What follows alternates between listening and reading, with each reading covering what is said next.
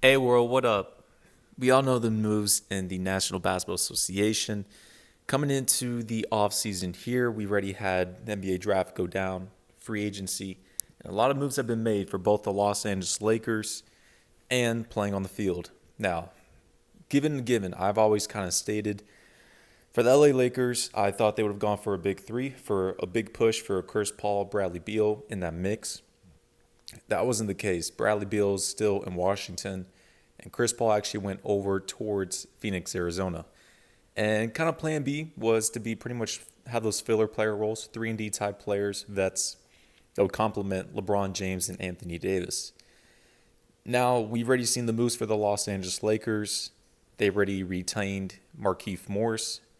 They already made some trades, and let alone they picked up some cats. So they got Marcus All, Dennis Schroeder.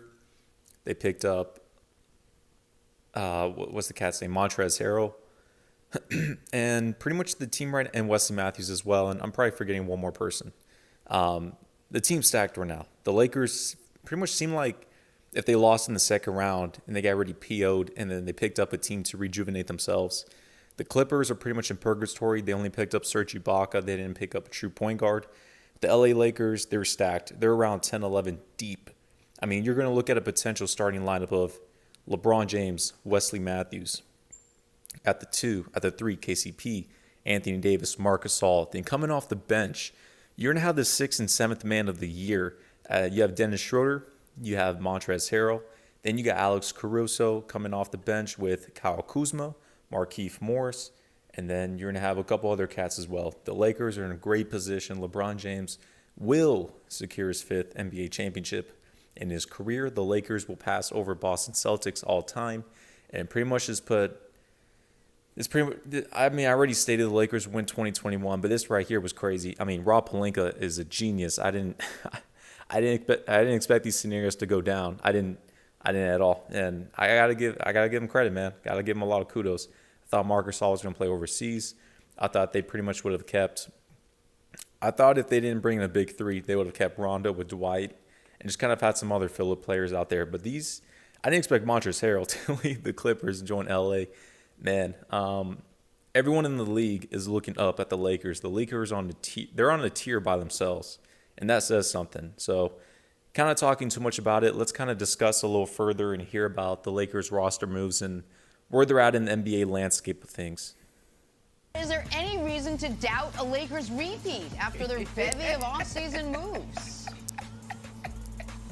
No, look, I've been saying even before all these moves, I was saying they'll be better. Simply because Anthony Davis, with the confidence from winning a championship, is going to be much better. Wait, real quickly, and I've stated this for the past couple of months or so. I've expected the Los Angeles Lakers to three-peat, not just repeat, but three-peat from 2020, 2021, and 2022. Now, think of it logistically. That's kind of crazy. You don't know how that's going to work out. But listen, this is an entertainment league for a reason. Some things are scripted and rigged. You just have to find the Easter eggs. So, for example, entering this offseason, we all knew within the Western Conference, the top teams are going to be the Lakers, the Clippers, and Warriors. Then in the East, you have KD and Kyrie back on the Nets. You got the Miami Heat still in there. You have Giannis and Drew Holiday in the Bucks. You have the Celtics, and then some of these other teams as well. A new rejuvenated 76ers. Now, if it's going against the field or the Lakers, I'm picking LA.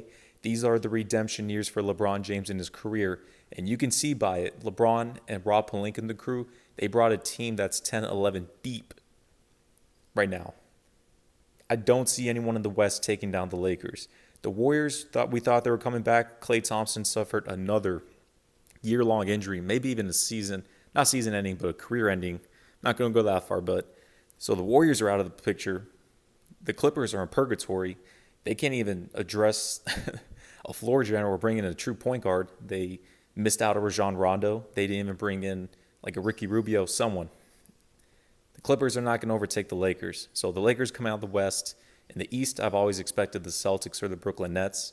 Let's kind of see what develops more with Milwaukee, how Philadelphia adjusts. But none of those teams are going to be LeBron in the finals. LeBron losing the finals, those days are over. So the Lakers are going to come out of the West and win the championship. And this 2021 Lakers team resembles and I liken to a lot of the 2013 Miami Heat. And Rob Pelinka put in he put in the right moves. They're 10-11 deep as of right now, and this team is going to be lake time, showtime Lakers. Going besides from that, definitely a repeat is down for it. Keep your eye on a three-peat if necessary, which I expect to go down either ways. AD is entering his prime at 27, so Lakers. I mean, if any other person says anyone else than the Lakers, they got a lot of explaining to do. Next season, okay? So assuming LeBron doesn't fall off by more than a fraction at age 36, they're going to be better. And they already had the best duo in the league. And the question last year was, do they have the depth or supporting cast around them? Now they've improved their supporting cast and their depth. They got the two top 6 men in the league in Dennis Schroeder and Montrezl Harrell. Marc Gasol is a great defender, still a very good defender, even at his advanced age, and can spread the floor and shoot the three. The only thing they lost is some athleticism at the rim in Dwight and JaVale McGee. But again, Gasol and the others they've added, Montrezl Harrell, they'll be able to make up for that. The Lakers got more pluses or more pros than cons. The only somewhat of a con was I really like JaVale McGee on the Lakers. He's 7-footer. He's got a vertical. He can move. He's a defensive presence and defensive anchor. Losing him and Dwight Howard were, it's a loss. But you replace them with pretty much Marc Gasol, a championship center, a championship starting center on your team and foundation. He gets spread the floor, hit the three. And again, Pau Gasol was always with the Lakers. Now you got LeBron with Marc Gasol, which is kind of cool. As well as you picked up Montrezl Harrell out of nowhere. I mean, no one expected Montrezl to not join the Lakers, but to take that less money. He took only $9 million a season, which is wild. The Lakers are fine when it comes to that. They do have Jordan Bell as their third center. I don't know if they're going to keep him or not. Ideally, I think so.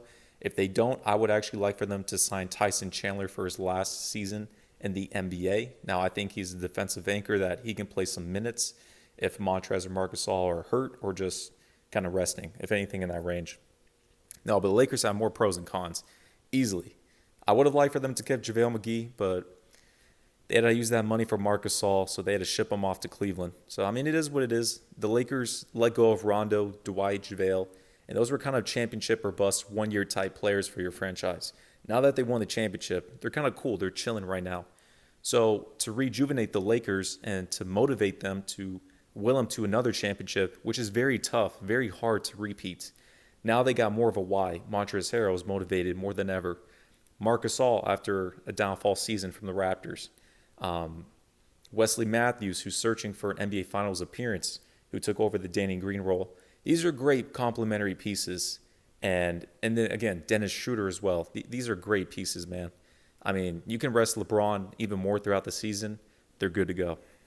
Better. And right now, they have got to be the favorites. There's no ifs, ands, or buts about it. They're the massive favorites. Let me talk about Montrez for a moment. Because Montrez was asked to be the third most important player on the Clippers. He thrived in that role in the regular season. During the bubble, he gets there late. The loss of his grandmother clearly weighed on him. He was not good in the bubble, and it cost him a lot of money. But he is being asked to be the fifth most important Laker. That's first of all. Second of all, his biggest weakness gets covered up by Anthony Davis. The reason he was a tough guy to play down the stretch of games as your five is because the Clippers had no rim protection, and he doesn't provide it. If he's on the court with Anthony Davis, that is taken care of. So he will be better with the Lakers than he was with the Clippers. And can we... Adding on real quickly to that, the Clippers did not have chemistry with their team. The Lakers they had chemistry from day one. They were a unit. They would even hang out with each other off the court. When they were in the bubble, they did everything together. And Montrezl Harrell, looking at that with the toxicity and the bad pieces and fits with the Clippers, that's why he took less money to join LeBron James and the Lakers. They were a championship contender. They got chemistry. They would use him for a right role. They're championship favorites. and being part of Clutch. Rich Paul, LeBron, they're going to hook him up. The Phil Handy tweet, because this is the problem, or the Phil Handy Instagram. You're going to be fine when LeBron rests. And if you're fine when LeBron rests, then you lose, because you're going to get beat when LeBron is on the court if you're the opposition. So yeah, I think they are. I will take the Lakers. You can have the other 29 teams in the league. The Lakers are the favorites over the. They're not just the favorites. They're the favorites over the field. There's no question. And this is why I don't have to go too deep in this video. I mean, everyone should know this by now, that the Lakers are head over heels over the whole NBA. I mean, they're on a tier by themselves. I mean, the Clippers are not on that tier. The Warriors were supposed to, but, I mean, Klay Thompson's out for the season. And we've already seen with Steph Curry, with D'Angelo Russell, the beginning of last season, that team did not fit together. You need Steph with Klay. You need Klay with Steph, vice versa. They got to be the Splash Brothers together. That's the foundation of the franchise. So they're done with. The Warriors are probably going to finish 7th or 8th seed. I don't know if they'll miss the playoffs or not. I mean, teams like the Mavericks and Nuggets, they're not on that tier. I mean, they're nice. They're young. They're nice. But they're not on that championship tier. I mean, LeBron James reloaded and having Anthony Davis in his peak getting even better. And you're 10 deep. I mean, new rejuvenated players, Dennis Schroeder, Montrezl Harrell, Wesley Matthews. These cats are hungry. And that's what they need for the Lakers to repeat. And in the East, you don't have any foundations or franchises that are, all settled and they're all good with. The Celtics still need to retool a bit. The 76ers still need to retool a bit, and they're both young. The Miami Heat, they're a veteran-type team, but they're not there. They need a true superstar on their team. That's why they're looking all towards Giannis Antetokounmpo on free agency. And the NBA is not going to let Miami back in the finals. Who else you got? You got the Raptors are deploting. They already lost Serge Ibaka, Marc Gasol. They're probably going to be in that rebuilding stage of just going to focus on Pascal Siakam, Fran VanVleet, OG Anunoby, and you do have an aging Kyle Lowry, but I don't know on that. Who else is in the East? Trying to think real quick. The Pacers are middle of the pack. The Brooklyn Nets. But I mean, with Brooklyn, with Kyrie and Kevin Durant, that team's not going to overthrow the Lakers. The Brooklyn Nets have not had an ideal offseason as of yet for their whole team and franchise. Now we got to keep our eye on that James Harden potential trade to Brooklyn. I doubt that's going to happen. The Nets will have to throw in at least 7 first-round picks and something along those lines, but I'm not going to discuss too much about that. The Lakers head over heels. Jump in more. About it. I totally. Yeah. I feel like in the meeting of like all of the GMs, Pelinka comes out way up on top, and assistant GM Rich Paul. Real quick.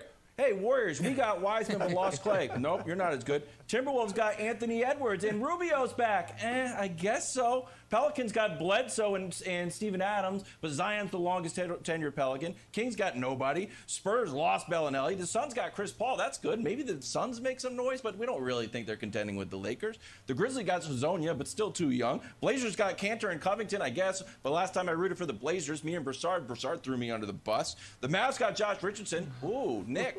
Maybe Dallas will do something. The Jazz got some draft picks and Derek Favors. OKC got Horford and a bunch of draft picks. The Rockets got Boogie. We don't know how good he's going to be. Maybe he'll be able to stop it. Denver got RJ Hampton. The Clips got Ibaka. And the Lakers got 4 great players. So, Brandon, to me, if there's going to be a challenge for LeBron, it's got to come out of the East because the West is making little moves. But when I'm trying to make a case for an injured Boogie and the Phoenix Suns, who haven't had a winning season since I was in high school, I don't know if that's true or not, but it certainly feels like it. It feels like the Lakers just keep on getting better.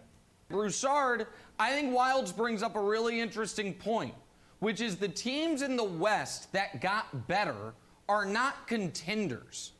And the actual contenders, I call the Clippers a push. You lose Montrez, but you trade out Shamet for Kennard, but you bring back Marcus Morris and you bring in Ibaka. Call that a push. The Nuggets lost Jeremy Grant. Now, I don't know why Jeremy Grant wants $60 million from Detroit instead of $60 million from Denver, but he did. That is a major loss for them. The Warriors, unfortunately, because of Clay, they stay in the non-contender category. Yeah, I think the Blazers got better. They're not contenders. And so the only cream of the crop Western Conference team that had a good offseason is the team that could have run it back and probably won the title anyway. So I think the Lakers are massive favorites in the West and significant favorites over whoever comes out of the East. With the schedule, instead of being 82 games, it's now 72 games. The Lakers are going to win in the high 50s for next season. They're going to be number one in the Western Conference. LeBron James is probably going to... I expected Kevin Durant to win regular season MVP. That can still be the case, but with this team constructed, LeBron James is going to have a great case to win league season MVP. And we say that every single season, but the Lakers head over heels and LeBron pretty much in a comfortable state of mind as of right now. Usually these type of rewards, you kind of give it to the best player on the best team. Now, last season, that was Giannis. Second was LeBron, but I expect the Lakers to have the best record in the league. So LeBron may be 36 years of age and getting MVP. Who knows? I actually think Kevin Durant will be in that picture. I was going to say Steph Curry, but we've already seen without Klay Thompson, he's not going to have enough wins and impact to do so. So I think it's either LeBron or Kevin Durant for it. Luka could, if the Mavericks get a top 3 in the West, since the Warriors are out, that is very possible. Maybe even Damian Lillard. The Blazers are pretty stacked as of now. They're 10 deep, and they got an ideal team. So I don't know, any of those four, they're in the mix.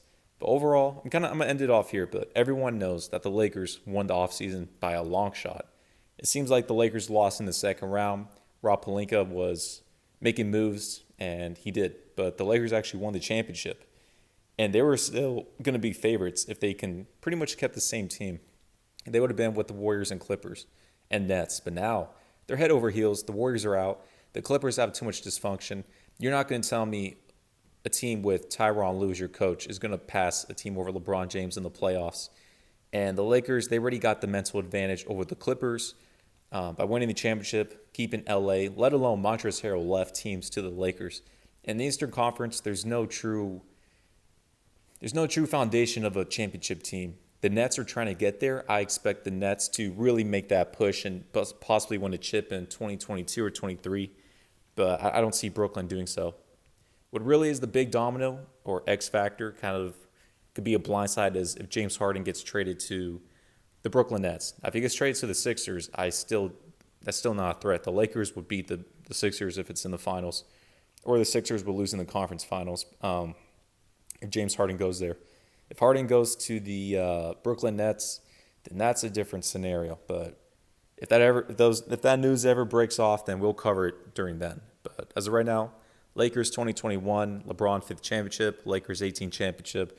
They're going back to back, and this is just another puzzle for the NBA to make LeBron the GOAT, step by step getting a sixth ring. So we'll end it off here.